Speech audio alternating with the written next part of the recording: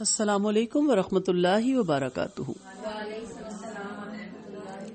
اعوذ باللہ من الشیطان الرجیم، بسم اللہ الرحمن الرحیم۔ جی ہمارا جو لیکچر چل رہے ہیں وہ دن رات میں 1000 سنتیں فالو کرنا، اور بار بار یاد دہانی کے لیے آپ کو بتاتی ہوں کہ نبی کریم صلی اللہ علیہ وسلم کا فرمان مبارک ہے، ایک سنت کو فالو کرنا 100 شہیدوں کے برابر اجر ملتا ہے۔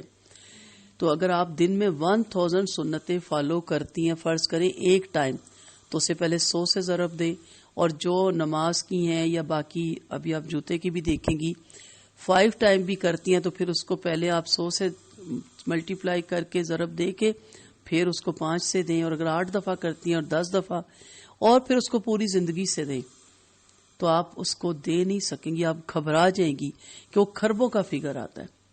تو اتنا اجر کما سکتے ہیں آپ، اتنا آسان ہے، نہ پیسہ لگتا ہے نہ وقت لگتا ہے۔ ہر سنت دیکھیں، وہ تو ہماری زندگی کی ضرورت ہے نا۔ واش روم بھی جانا ہے، جانا کس طرح ہے؟ آپ صلی اللہ علیہ وسلم نے جو طریقہ بتایا، باہر بھی آنا ہے، اب وہاں بیٹھے تو نہیں رہنا تھا نا، کیسے واپس آنا ہے جیسے آپ صلی اللہ علیہ وسلم نے بتایا۔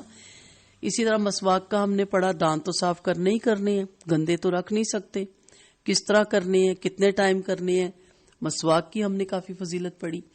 آج اسی کو لے کے آگے چلتے ہیں، جوتا پہننے کی سنتیں۔ انہیں لائٹلی نہ لیجئے، یہ کلاس میں نے ایسے نہیں شروع کی، بہت برکتیں ہیں اس کی، جو آپ کو بظاہر نظر نہیں آتی، لیکن الحمدللہ جو آپ کے گھروں میں سکون ہوتا ہے۔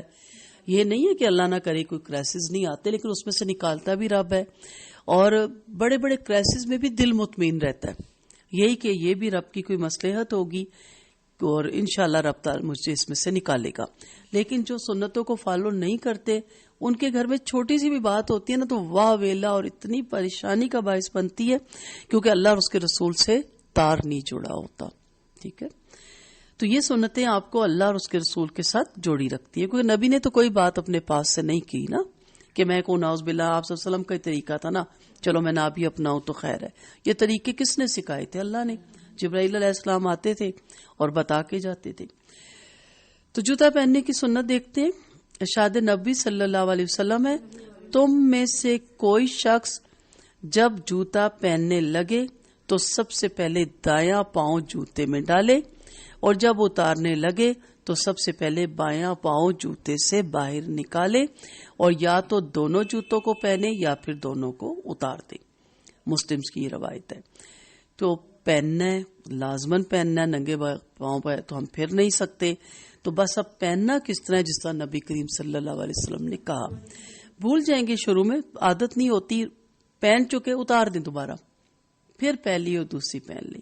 میں ہمیشہ کہتی ہوں نا، آپ غلط گاڑی پہ چڑھ جائیں تو کہ چلو آپ چڑھ ہی گئے ہیں تو جانے دو، آپ کہیں گے روکو روکو روکو، میں غلط گاڑی پہ چڑھ گئی، اریٹیٹ تو ہوں گے نا، پھر اتریں گی، پھر واپس آئیں گی، پھر اڈے پہ آئیں گی، پھر دوسری گاڑی پہ چڑھیں گی۔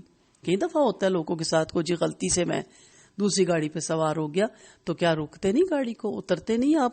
پہن لیا آپ کے، چلو پہنا رہنے دے، کل سے صحیح کروں گی، کل کبھی نہیں آئے گا، فوراً روک دیں، واپس اتاریں جوتا، دوبارہ دایاں پاؤں پہنے، اتارتے وقت بھی۔ یہ کچھ 21 دن کی علماء کہتے ہیں آپ پریکٹس کریں، اس کے بعد عادت بن جاتی ہے، پھر آٹومیٹک آپ کا پاؤں ہی پہلا آگے کی طرف بڑھتا ہے، پہنتے وقت اور اتارتے وقت پیچھے۔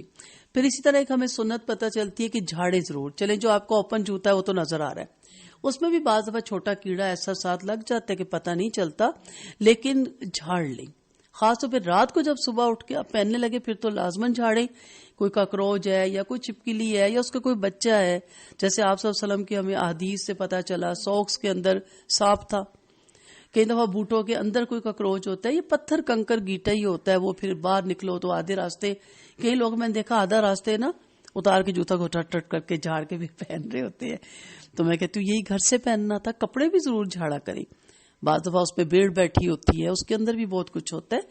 تو مسلمان دن اور رات میں کئی مرتبہ جوتا پہنتا اور اتارتا ہے، ایک دفعہ نہیں یہ سنت ہوتی۔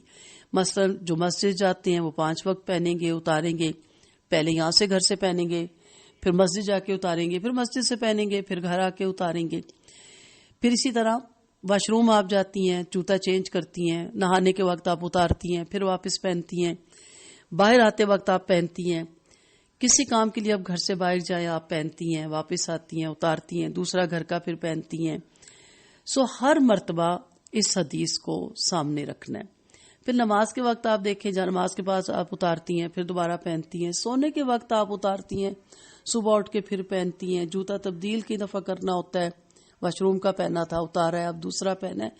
یعنی اگر آپ ٹوٹل کریں تو کتنی مرتبہ دن میں یہ جوتا پہنا اور اتارا جاتا ہے.